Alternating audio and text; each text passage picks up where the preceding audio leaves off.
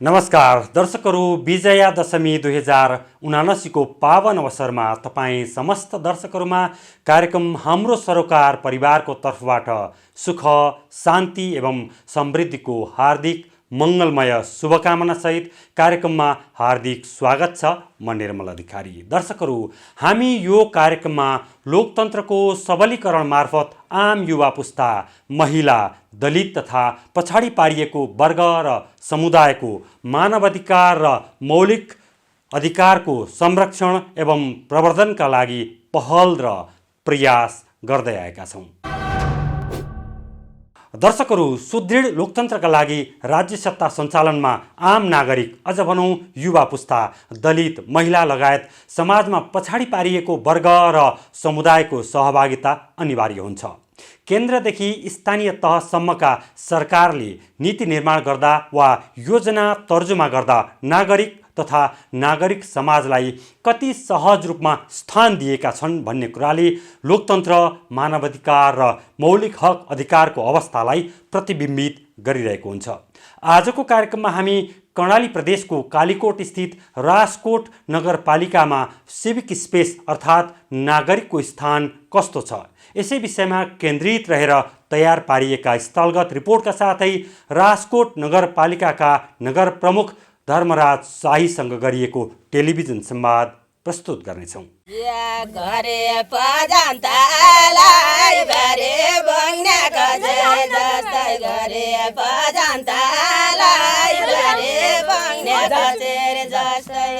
औपचारिकता निभाउने खालको जस्तै हुनुहुन्छ। अब दलित महिला अनिवार्य रूपमा चाहिएको हुनाले मात्रै दलित महिला राखेको जस्तो भयो, त्यो अर्थपूर्ण सहभागी चाहिँ छैन। 31वटा हाम्रो सरकारी विद्यालय छ, त्यसमध्येमा हाम्रो 2 जना मात्रै महिला हुनुहुन्छ। नगरपालिकाबाट केही बजेट पनि छुट्याउनमा, केही जानकारी पनि दिन्न, हामीले थाहा पनि पाउँदैनौँ। युवाहरूको चाहिँ एउटा खालको चाहिँ भेला गरेर युवाहरूको राय सल्लाह लिएर अनि चाहिँ त्यसरी अगाडि बढ्दै हुन्थ्यो।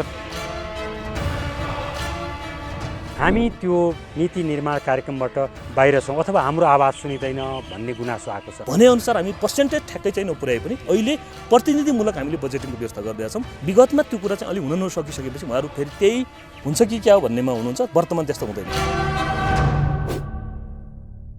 दर्शकहरू, नेपालको संविधानले आम नागरिकलाई बिना कुनै अवरोध राजनीतिक, सामाजिक, सांस्कृतिक लगायत कुनै पनि विषयमा छलफल, सभा, सङ्गठन, बहस, अन्तर्क्रिया आदि गर्ने वातावरणको ग्यारेन्टी गरेको छ। सत्ता सञ्चालनमा आम नागरिकको सहभागिता लोकतन्त्रका आधारभूत मूल्य मान्यताहरू हुन्, तर व्यावहारिक रूपमा नागरिकका ती मौलिक अधिकारहरू खण्डित भइरहेका छन्, खुम्चिरहेका छन्। कर्णाली प्रदेशको कालीकोट स्थित राजकोट नगरपालिकाका स्थानीय दलित, महिला तथा युवा पुस्ताले यस्तै भनिरहेका छन्। बाँकी हेरौँ यो रिपोर्टमा। लोकतान्त्रिक शासन प्रणालीमा नागरिक अधिकार, सरकार सञ्चालन तथा नीति निर्माणमा नागरिक तथा नागरिक समाजको सहभागिता, नागरिक स्वतन्त्रता एवं मौलिक हक अधिकारको अवस्था कस्तो छ भनेर स्थलगत रूपमा बुझ्न यसपटक हामी भौगोलिक रूपमा अत्यन्तै विकट भूगोल कर्णाली प्रदेशको कालीकोट स्थित राजकोट नगरपालिका पुगेका छौँ। भौगोलिक रूपमा विकट, आर्थिक रूपमा निकै विपन्न, बेरोजगारीको समस्याले पिल्चिएको समाज, चेतनाको अभाव यी र यस्तै कारण मानव विकास सूचकाङ्कमा पछाडि पारिएको भूगोल, केन्द्र प्रदेश हुँदै स्थानीय तहसम्म पुग्दा हामीले प्रजातन्त्रमा नागरिकको स्थानका सूचकाङ्कहरू निकै कमजोर पायौं। स्थानीय सरकार सञ्चालन गर्दा, नीति कार्यक्रम बनाउँदा वा कार्यान्वयन गर्दा यहाँका युवा, दलित, महिला तथा पछाडि पारिएको वर्ग र समुदायको आवश्यकता र आवाज उसै गरी छुटिरहेका छन् जसरी विगतमा छुट्ने गरेको थियो। यस्तै गुनासो गरिरहेका छन् राजकोटवासीहरू। प्राय जसो महिलाहरूले नीति नियमको, कार्यनीतिको बारेमा थाहा नै छैन, कार्यनीति बनिराखेको हुन्छ। अनि महिलाहरू जो त्यो नीति छ या छैन भनेर पनि प्राय महिलाहरूलाई थाहा हुँदैन। त्यो नीति बन्छ भन्ने कुरा पनि थाहा छैन प्राय महिलाहरूलाई। कोही एक्टिभ महिला, शिक्षकहरू अनि अलि पढे लेखेको महिलाहरूले आफै खोजी गरेर पाउँछन्। नत्र भने यो कार्यनीति बनाइएको छ है महिलाहरूलाई भनेर त्यस्तो सार्वजनिक सुनवाई गर्ने, महिलाहरूलाई सहभागिता गराउने अनि महिलाका आवाजहरू अलि सुनाइ गरिदिने निर्णायक तहमा महिलाहरूको राम्रो भूमिका छैन। सहभागिता त हाम्रो जिल्लामा अहिले छैन सर। परास हाम्रो एकल महिला आफै आएर हामीलाई चाहियो भनिरहेका छौँ। तपाईँहरू पत्र काटेर ल तपाईँ एकल महिला सञ्जालबाट आउनुपर्छ अनि तपाईँहरूको भनाइहरू के छ त्यस्तो हामीलाई अब खोजी नीति जनप्रतिनिधिले गर्नुपर्ने हो, तर उहाँले गर्नुहुन्न। भौगोलिक विकटतासँगै शिक्षा चेतनाको अभाव तथा गरिबी जस्ता समस्याले यहाँको जनजीवन पिल्सिएको छ। मुलुकमा लोकतान्त्रिक गणतन्त्र कार्यान्वयन भएको लामो समय भइसक्यो। स्थानीय सरकारले दोस्रो कार्यकाल आरम्भ गरिसक्यो, तर पनि यहाँका युवा, दलित, महिला तथा सीमान्तकृत वर्ग र समुदायले लोकतन्त्रको अनुभूति भने गर्न पाएको छैन। संविधानले सुनिश्चित गरेका मौलिक हकहरूको निर्बाध रूपमा उपभोग गर्न पाएका छैनन्। सरकार सञ्चालनमा कुनै पनि ठोस भूमिका निर्वाह गर्न पाएका छैनन्। यो सुनौ उनीहरूकै आवाज। नगरपालिकाबाट केही बजेट पनि छुट्याउन्न, केही जानकारी पनि दिन्न, हामीले थाहा पनि पाउँदैनौँ। अब यो कार्यक्रम हो भनेर हामीलाई खबर हुन्न। सर्वप्रथम खबर भएको भइदियो त थाहा पाइहाल्थ्यौँ, खबर हुँदैन। अब केही सङ्घ संस्थाले पनि अब यसरी मिटिङ छ, तालिम छ, अब हाम्रो गाउँले भाषामा त मिटिङ नै भन्छ, तालिम छ, आऊ यताउता भनेपछि त थाहा पाउँथ्यौँ सर। खासै जानकारी हुँदैन। दलित महिलाको आवाज सुन्नको लागि प्रत्यक्ष अब महिला नै निर्णायक तहमा महिला नै हुनुपर्छ सर। सबभन्दा अब हाम्रो नगरपालिकामा नै उपमेयर अब महिला हुनुपर्ने ठाउँमा पुरुष नै हुनुहुन्छ। पुरुषले पनि सुनाइ गरिदिनु पर्यो। महिलाका केही कुराहरू पनि महिला दलितको छुट्याएका रकम हुन्छ, बजेट हुन्छ, त्यो दलितले नै खर्च गर्नु पर्यो। महिलाको छुट्याएको रकम हुन्छ, त्यो महिलाले नै खर्च भएको छ या छैन भन्ने कुरा पनि त्यति थाहा भएको हुन्न। त्यही भएर नगर कार्यपालिकामा रहेको महिलाहरूले पनि हाम्रो यस्तो यस्तो छ है भनेर गाउँमा वडामा त्यस्तो मिटिङहरू अभिमुखीकरण गरेर उनीहरूलाई स्वर सल्लाह गरेर मिटिङ बसालेर हुन्छ कि अथवा के गरेर हुन्छ उनीहरूलाई पनि जानकारी गराइदिएको चाहिँ राम्रो हुन्थ्यो। अनि नीति र कार्यनीति पनि छ होइन। नगरपालिकाको कार्यनीति चाहिँ युवा र महिलाको अलिक कम छ। अरू यातायातको अनि शैक्षिक स्तरको अरू बढी छ, तर महिलाको लागि अलिक कमै नीति नियम चाहिँ बनेको छ। स्थानीय सरकारको योजना, बजेट तथा नीति कार्यक्रम बनाउँदा यिनै लक्षित वर्ग समेटिनु पर्थ्यो। नीति निर्माण गर्दा उनीहरूलाई नै सहभागी गराइनु पर्थ्यो, उनीहरूको आवाजलाई सुनिनु पर्थ्यो। तर विडम्बना, यी सबै प्रक्रियामा उनीहरू बाहिरै छन्। भन्नलाई लोकतान्त्रिक शासन व्यवस्था भनिएको छ, तर नागरिकको अर्थपूर्ण सहभागिताको अवस्था निकै नाजुक छ। हो, यसै कारण यहाँ शासन सञ्चालनमा लक्षित वर्ग र समुदायको स्थान खुम्चिएको छ, झन साँघुरिएको छ। कुनै अब महिलाको यस्तो आयोजना आयो कि आएन, अब छ कि छैन हामीलाई थाहै हुँदैन। अब खबर गरे त थाहा हुन्छ, त खबरै छैन होइन, केही थाहा छैन। अगाडि बढ्नलाई पनि कुनै ट्यालेन्ट महिला चाहियो, पढेको महिला चाहियो होइन, त्यस्तो एक्टिभ भएको महिला चाहियो भन्छन्। भनेपछि अब हामी जस्तो गएर बोले पनि अलिकति त्यस्तो कुरा लागु हुँदैन नि त सर। राजनीतिक रूपमा मात्रै नभएर समाजका अन्य क्षेत्रमा पनि महिलाहरूले समान अवसर पाएका छैनन्। यहाँ राजकोट नगरपालिकामा 31वटा सरकारी विद्यालय छन्, तर 2वटा विद्यालयमा मात्रै महिला प्रधानाध्यापकको उपस्थिति छ। अर्थात् महिलालाई अवसर दिन निकै कन्जुस्याइ गरिएको छ। र निजी विद्यालय गरेर 35वटा विद्यालय छ र हाम्रो 31वटा हाम्रो सरकारी विद्यालय छ। त्यसमध्येमा हाम्रो 2जना मात्रै महिला हुनुहुन्छ। त्यसमा अलिकति दुःखको विषय हो। हामीले लोकतान्त्रिक शासन प्रणाली अवलम्बन गरेका छौँ। लोकतन्त्रको आधारभूत मूल्य मान्यता अनुसार सरकार सञ्चालन गर्दा वा निर्णय निर्माण गर्दा आम नागरिकलाई उचित स्थान दिनुपर्छ। नागरिकको आवाजलाई सम्बोधन गरिनुपर्छ। दलित, महिला तथा पछाडि पारिएको समुदायलाई सहभागी गराइनुपर्छ। आम युवाहरूको आवाज समेटिनुपर्छ। तर यहाँ ठिक विपरीत भइरहेको स्थानीयको गुनासो छ। युवाहरूलाई भेला पारेर राजकोट नगर सरकारले चाहिँ एकचोटि सर्लक्कै बस्दै 1देखि 9 वडासम्मको चाहिँ वडा अध्यक्ष अनि मेयर साहब, उपमेयर साहब उहाँहरू चाहिँ बसेर अनि चाहिँ युवाहरूको भ्यू कलेक्सन गरेर चाहिँ अब चाहिँ राजकोटको लागि चाहिँ के चाहिँ आवश्यकता हो त्यो राजकोटको आवश्यकतालाई परिपूर्ति गर्न अनि अब चाहिँ युवाहरूको चाहिँ एउटा खालको चाहिँ भेला गरेर युवाहरूको चाहिँ राय सल्लाह लिएर अनि चाहिँ त्यसरी अगाडि बढ्दै हुन्थ्यो। संविधानले प्रतिनिधित्व सुनिश्चित गरेका कारण ओडाहरूमा महिला तथा दलित महिलाको प्रतिनिधित्व त छ, तर निर्णय निर्माणमा उनीहरूको भूमिका वा आवाजलाई भने उपेक्षा गर्ने गरिएको छ। अझ भनौं औपचारिकताका लागि मात्रै महिला तथा दलित महिलाको प्रतिनिधित्व गराइएको छ। अर्थपूर्ण सहभागिताको अवस्था बिल्कुलै छैन। सहभागी मात्रै गराउने जस्तो भइरहेछ सर। अहिले राजकोट नगरपालिका मात्रै नभएर हरेक वडामा अब एक्लै महिलाहरू लिनुपर्छ भन्ने त थियो, तर कोही जनप्रतिनिधि नै महिला वडा दलित महिला सदस्य नै आफ्नो स्वयं परिचय दिन सक्ने पनि हुनुहुन्छ। हाम्रो अब आफ्नै 5 नम्बर वडामा पनि त्यस्तै हुनुहुन्छ। त्यही भएर उनीहरू अर्थपूर्ण सहभागितामा एकदमै कम हुनुहुन्छ होइन। सहभागी मात्रै अब त्यो औपचारिकता निभाउने खालको जस्तै हुनुहुन्छ।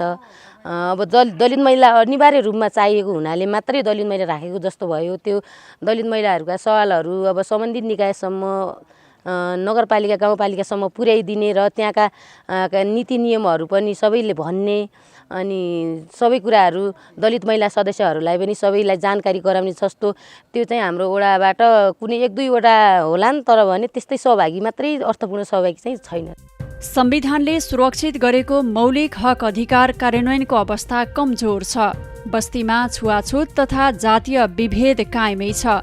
स्थानीय सरकारमा दलित महिला र युवाको सहभागिता अत्यन्त कमजोर छ। आम नागरिकको आवाज नसुनिनु र अर्थपूर्ण प्रतिनिधित्व नहुनु सुशासनकै धज्जी उडाउनु हो। स्थानीय सरकार सञ्चालन, बजेट तथा नीति निर्माण युवा मैत्री, दलित मैत्री र महिला मैत्री छैन राजकोटमा। सबैको भावना समेटेर नीति, कार्यक्रम र योजना नबनेसम्म लोकतन्त्रमा नागरिकको स्थान खुम्चिएको मानिनेछ। नागरिक समाजको सहभागिता बिना लोकतन्त्र बलियो हुँदैन भन्ने बुझ्न जरुरी छ। हो, यही हो वास्तविकता यो भूगोलको। यो स्थानका अधिकांश युवा, महिला तथा दलित महिलाहरूले भनिरहेका छन्, स्थानीय सरकारले निर्माण गर्ने नीति, कार्यक्रम, योजनाबाट हामी बाहिरै छौँ। हाम्रो आवाज सुनिँदैन, सम्बोधन गरिँदैन। साँचो अर्थमा संविधानले ग्यारेन्टी गरेका मौलिक हकहरूको उपभोग र लोकतन्त्रको अनुभूति गर्नै पाएका छैनौँ। सङ्घीयता कार्यान्वयन भएको पनि लामो समय भइसक्यो। गाउँ गाउँमा सिंहदरबारको नारा लगाउने राजनीतिक दलले स्थानीय सरकारको नेतृत्व गरिरहेका छन्। त्यसो हो भने यहाँका यी नागरिकहरूको आवाजलाई स्थानीय सरकारले सुन्नै नचाहेको हो वा सुनेर पनि सम्बोधन गर्न नचाहेको हो? हामीले राजकोट नगरपालिकाका नगर प्रमुख धर्मराज साईलाई यी र यस्तै प्रश्नहरू गरेका छौँ। हेरौँ नगर प्रमुख साईसँग गरिएको यो टेलिभिजन संवाद। हार्दिक स्वागत छ। यहाँलाई धन्यवाद। तपाईहरूले निर्माण गर्ने नीति, कार्यक्रम, बजेट यी तीनवटै कुराले यो ठाउँका युवा, दलित, महिला यिनीहरूलाई कति समेटेको छ? र मेरो रिसर्चले चाहिँ हामी त्यो नीति निर्माण कार्यक्रमबाट बाहिर छौँ अथवा हाम्रो आवाज सुनिँदैन भन्ने गुनासो आएको छ। वैशाख 30 गतेको स्थानीय तहको निर्वाचन पश्चात ज्येष्ठ 9 गते हामीले शपथ ग्रहण खाएका थियौँ देश र जनताको नाममा केही गर्छौँ भनेर। जसरी जनताले चाहिँ हामीले त्यो मताधिकार दिनुभयो र चाहिँ त्यहाँ पुर्याउनु भयो। अनि त्यस्तै गरी हामीले असार 9 गते ठिक 1 महिनापछि चाहिँ हामीले राजकोट नगरपालिकाको 10औं नगरसभाबाट नीति तथा कार्यक्रम हामीले पास गरेका थियौँ। र त्यो कार्यक्रमले हजुरले भने जस्तै नीति तथा कार्यक्रमले, बजेटले चाहिँ के गरिरहेको छ भन्ने कुरा यहाँ चाहिँ पहिलो कुरा त यो एउटा यो सङ्घीयता, फेडरलिजम नै नेपालको लागि एउटा टेस्टेड भइरहेको छ, नयाँ छ सबैको लागि चाहिँ। तथापि पनि के हो भन्दाखेरि राज्यको पहुँचभन्दा पछि परेका, खास गरी टाढा रहेका, दूरदराजमा रहेका समुदायलाई अनि विभिन्न क्लस्टरलाई चाहिँ कसरी एडजस्ट गर्ने भन्ने कुराको चाहिँ व्यापक डिस्कसन चाहिँ हामीले गरेकै छौँ। लाग्छ हामी इनिसिएसनको चाहिँ तपाईँको चाहिँ कार्यक्रममा थियौँ। हामी पहिलो बजेट तथा नीति कार्यक्रम ल्याउँदै थियौँ।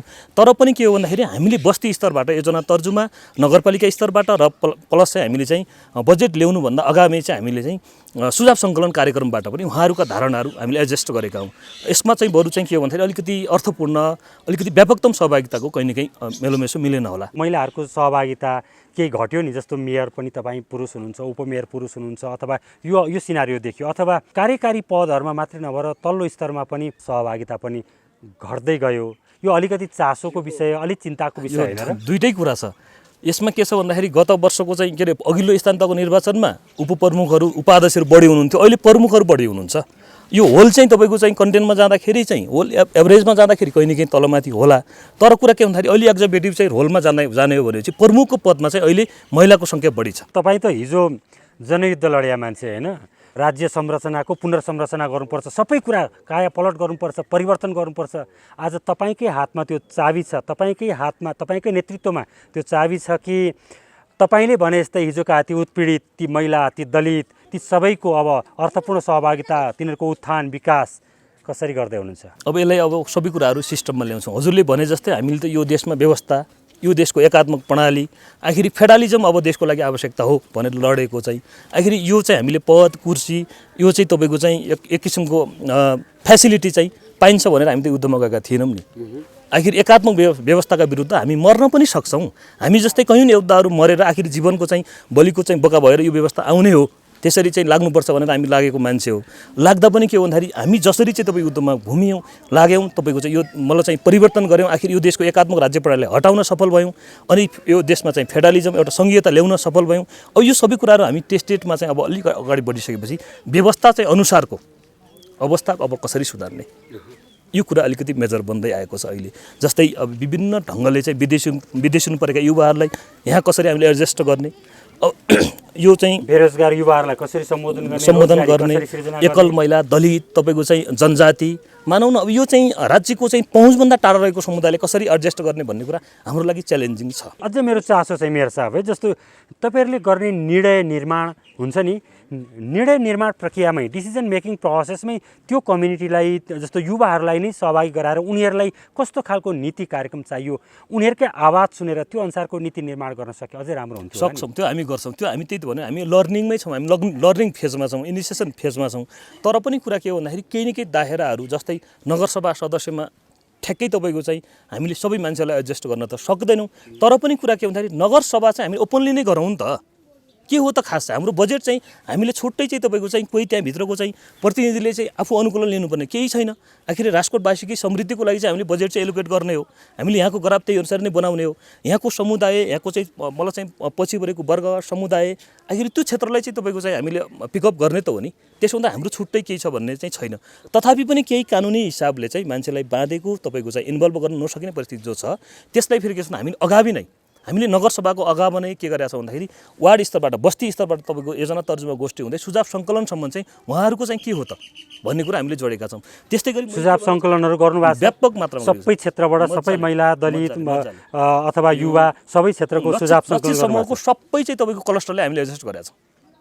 लक्षित समूहको सबै मतलब चाहिँ क्लस्टरलाई दलित, महिला, अपाङ्ग, ज्येष्ठ नागरिक, बालबालिका हामीले सबैले सुझाव सङ्कलन, राजनीतिक दल होइन, तपाईँको चाहिँ शिक्षक, कर्मचारी सबैले हामीले सुझाव सङ्कलनमा राखेर उहाँहरूको धारणा लिएर त्यही अनुकूल नै हामीले बजेट बनाएको हो। तर मैले केही आवाजहरू जो सुने मेरो क्यामेरामा जे रेकर्ड भयो, जो जहाँ चाहिँ हाम्रो आवाजलाई सम्बोधन गरिएन, सुनिएन भन्ने गुनासाहरू पनि छन्। राज्यको संयन्त्रले नै प्रत्येक चौमासीको बजेट कसरी कहिले दिन्छ भन्ने कुरा हामीले बुझेकै छौँ। अब यो क्रियान्वयन पुग्छ, हामी विगतको सरकारको ट्रेन्डभन्दा अलिकति नयाँ केही गर्न खोजिरहेका छौँ। अहिले धेरै होइन, हामी सबै लक्षित समूहलाई टार्गेट गरेर एउटा डल्लो बजेट 12-15 लाख हामीले चाहिँ अहिले छुट्याएका छौँ। एउटा म अलिकति सैद्धान्तिक प्रश्न गर्छु, जस्तो यो लोकतन्त्र भनिन्छ, गणतन्त्र भनिन्छ, यो खास कसका लागि? यो त स्पेसली तपाईँको चाहिँ राज्यको पहुँचभन्दा टाढा रहेका गरिब होइन, त्यसपछि दुखी, त्यस्तै गरी तपाईँको चाहिँ विपन्न समुदायको लागि चाहिँ आफ्नो अधिकार सम्पन्न हुनको लागि यो ल्याउनु पर्ने र हुनुपर्ने व्यवस्था लोकतन्त्र हो। यदि लोकतन्त्रमा उनीहरूको सहभागितै भएन, उनीहरूको आवाजै सुनिएन भने त्यो लोकतन्त्रको के अर्थ रहेर? होइन, सहभागिता त सिस्टमले गरिरहेका छन्। जस्तै उदाहरणको लागि अहिले ओडामा चाहिँ ओडाको प्रतिनिधि तपाईँको सेलेक्सन गर्ने बेला अनिवार्य महिला सदस्य, अनिवार्य दलित सदस्य, अनिवार्य तपाईँको चाहिँ प्रमुख या उपप्रमुख महिला प्रतिनिधित्व भन्ने कुरा त संविधान त पनि डिस्काउन्ट गरेकै छ नि। संविधानले त्यो बाध्यकारी बनायो, ल्याउनु पर्यो। तर तपाईँहरूलाई अब अर्को चार्ज के छ भने तपाईँहरूले गर्ने डिसिजन मेकिङमा जो मान्छेलाई बाध्यकारी रूपमा, महिलालाई भनौँ, दलितलाई भनौँ, जो बाध्यकारी रूपमा आउनु भएको छ त्यो तपाईँहरूले रोक्न सक्नु भएन, तर डिसिजन मेकिङमा उहाँहरूलाई बाहिर राखिन्छ अथवा उहाँहरूको कुरा सुनिँदैन। यस्तो ल्याउनुपर्छ। जस्तै हामी युद्ध लडेर आएका मान्छेहरूलाई यति धेरै अप्ठ्यारो विषय होइन है सर। किन भन्दाखेरि हामी त यही समुदायको लागि, हकितको लागि हामीले युद्ध आखिर ज्यान प्रवाह नगरेर चाहिँ तपाईँको चाहिँ हारे हतकडी सारा जिते सारा संसार भनेर लडेर आएको मान्छे हो। यही समुदाय, यही वर्ग, यही चाहिँ पिछडा तपाईँको समुदायको लागि भनेपछि हामीले अधिकार दिनलाई के समस्या छ? लाग्छ मलाई हामी केही समस्या छैन, बजेट दिनलाई पनि समस्या छैन। तर कुनै यसको चाहिँ सही सदुपयोग हुन्छ कि हुँदैन भन्ने कुरामा एउटा चुनौतीको कुरा हो। आज हामीले धारो बनाउने, धारो त्यो समुदायको मान्छेले आफूले कन्ट्रिब्युट गरेन भने, त्यो धारो चाहिँ प्रोटेक्सन गरेन भनेपछि सरकारले कति बजेट कहिलेसम्म हालिराख्छ? स्कुल बनाउने हामीले बजेटिङ हालिदिन्छौँ या कुनै पनि दार्थिक संस्थाले हालिदिन्छ, त्यो स्कुल बनाउन त्यहाँको अभिभावक, त्यहाँको चाहिँ तपाईँको व्यवस्थापन समिति, त्यहाँको शिक्षकले चाहिँ तपाईँको ठिक ढङ्गले त्यसको प्रोटेक्सन गरेन भने कहिलेसम्म हामी गरिराख्ने? यो चाहिँ अलिक युटिलाइजको अब म समस्या एउटा छ। रेफरेन्स दिन्छु है, जस्तो पोलिटिकल मात्रै नभएर समाजको अन्य क्षेत्रमा भनौँ, यो नगरपालिकामा रहेका 35वटा टेन्टेटिभ स्कुलहरू, सरकारी स्कुल मध्ये कतिजना स्कुलमा चाहिँ हुनुहुन्छ महिलाहरू?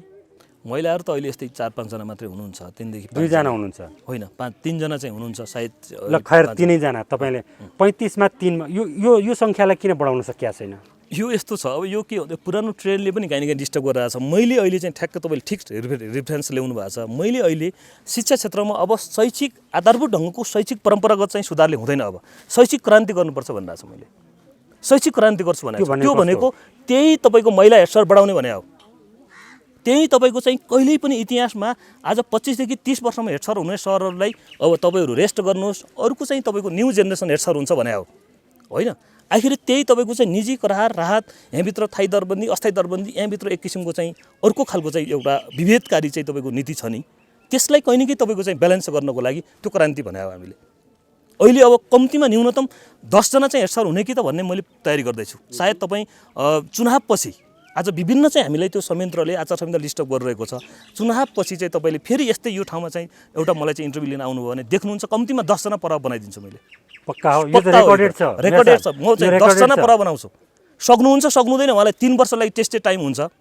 10 जना बनाउँछु, 10 जनाले सक्नु भएन उहाँले चाहिँ आफै हात उठाउनुहुन्छ। मैले 10 जना प्रपोज गर्छु, शिक्षा समिति हुँदै कार्यपालिकाको बोर्डमा 10 जना परावको मैले प्रपोज गर्छु। त्यसो हो भने जसरी चाहिँ लक्षित समुदायले जुन खालको गुनासो गरेको छ, लक्षित समुदायले हाम्रो आवाज सुनिँदैन भन्ने कुरा गरेको छ, हामी सहभागी हुन पाएनौँ, हामी त्योभन्दा व्यवस्थाभन्दा बाहिर भयौँ भन्ने गुनासो छ, यो मिथ्या हो? त्यसो भने मिथ्या चाहिँ होइन, विगत थियो।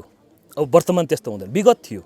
विगत चाहिँ तपाईँको विगतको पहिलो सरकारले पनि 1-2 वर्ष त यो रन चाहिँ गर्यो, पछि अलिअलि यसको चाहिँ नियमितता हुन नसकेपछि अलिक क्लोज जस्तो गरिरहेको थियो। अहिले हामीले चाहिँ ठिक तपाईँको चाहिँ कार्यक्रम तय गरिसकेका छौँ।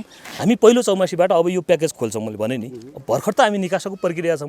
आज त तपाईँको तलब खाइसक्नु पर्थ्यो, भोलिबाट स्कुल बन्द छ, यस्तो छ प्रणाली, मलाई चाहिँ सिस्टम कहीँ न कहीँ त्यो खालको चाहिँ संयन्त्रले डिस्टर्ब गराएको छ। त्यस्तै गरी हामी लक्षित समूहको कार्यक्रम भने जस्तै अहिले चाहिँ तपाईँको चाहिँ मलाई चाहिँ संविधान तह कार्यविधि ऐनले भनेअनुसार हामी पर्सेन्टेज ठ्याक्कै चाहिँ नपुर्याए पनि अहिले प्रतिनिधिमूलक हामीले बजेटिङको व्यवस्था गरिदिएका छौँ। उहाँले त्यो कुरा कार्यान्वयन गर्नुहुन्छ। त्यो विगतमा त्यो कुरा चाहिँ अलिक हुन नसकिसकेपछि उहाँहरू फेरि त्यही हुन्छ कि क्या हो भन्नेमा हुनुहुन्छ। वर्तमान त्यस्तो हुँदैन। मेरो शुभकामना छ तपाईँलाई। र अब मसँग क्वेसन थुप्रै भयो नि, समय कम छ है। युवा लक्षित रोजगार कार्यक्रम चाहिँ के गर्नु भएको छ, के ल्याउनु भएको छ अहिले? युवा लक्षित रोजगार कार्यक्रम भनेको अहिले हाम्रो चाहिँ प्रायोरिटी अब समूह सहकारी अनि उद्योग चाहिँ, जस्तै एउटा अब चाहिँ हामीले आफ्नो ग्रामीण उद्योग चाहिँ माटो उद्योग बनाउने हो कि त भनेर वडा नम्बर 3 मा हामीले सुरु गरिसकेका छौँ। माटो उद्योग, माटोका केही परिकारहरू बनिसकेका छन्। सायद तपाईँले क्यामेरामा कैद गर्न सक्नुहुन्छ।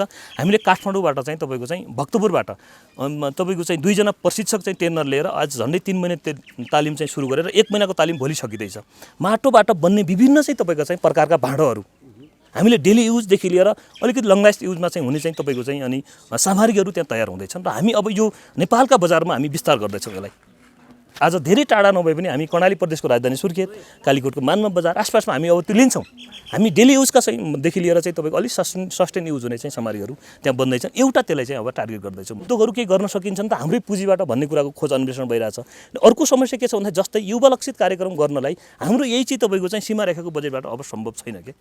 जस्तै ब्याङ्क आउनु पऱ्यो नि, ब्याङ्कले डकुमेन्टको आधारमा यहाँका लाल पूर्जाको आधारमा यी आसपासका जग्गाहरूको बारेमा किन ब्याङ्कले रुपियाँ नदिने? हामीलाई दिनु पऱ्यो नि त। अनि पो चाहिँ पैसाले नै मनी अट्याक मनी हुने हो होइन भनेपछि एउटा ब्याङ्कले तपाईँको चाहिँ यत्रा ठुल्ठुला तपाईँको चाहिँ यहाँका चाहिँ पाहाडका जहाँ नेचुरल हिसाबले पर्यटकको हिसाबले अरू हिसाबले चाहिँ एउटा चाहिँ सौन्दर्यता दिइराखेको जग्गालाई चाहिँ तपाईँको चाहिँ ब्याङ्कले रुपियाँ नदिने अनि सरकारको 2-4 लाखले 2-4 करोडले कसरी चाहिँ त हामी टार्गेट गर्न सक्छौँ? यो त हामीले कठिनाइ छ नि त।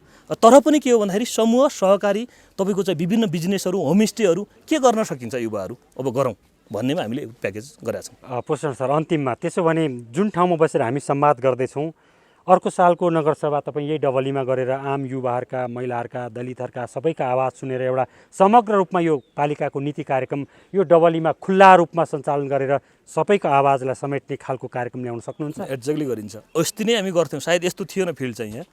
तपाईँ 10 दिन अगाडि आउनुभएको यस्तो फिल्ड थिएन। यो फिल्ड हामी 10 दिनपछि बनाएको फिल्ड हो।